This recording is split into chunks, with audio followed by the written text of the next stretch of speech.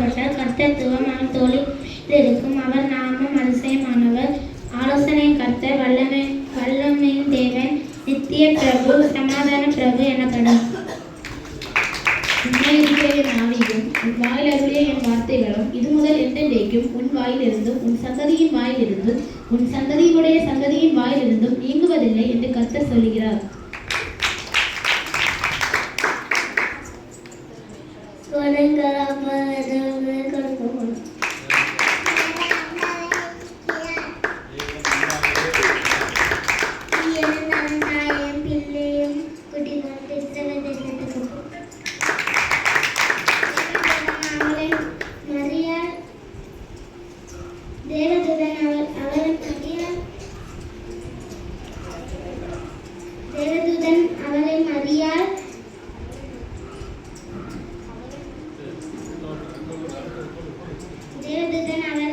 தேவதூதன் அவரை நோக்கி, மரியாளே, பயப்படாதே, நீ தேவனிடத்தில்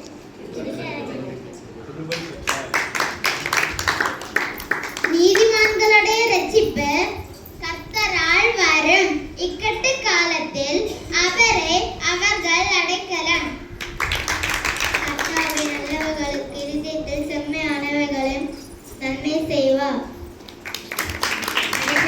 நாட்கள் புல்லுக்கு ஒப்பாயிருக்கிறது, வெளியின் புஷ்பத்தை போல் பூக்கிறார். காற்று அதன் மேல் வீசின உடனே அது இல்லாமல் போயிற்று, அது இருக்கிற இடமும் இனி அறியாது. சங்கீதம் 103:15-16. காட்சி அடைந்து பட்னியாய் இருக்கும் ஆண்டவரை தேடுவதற்கு ஒரு நன்மையும் குறைபடாது.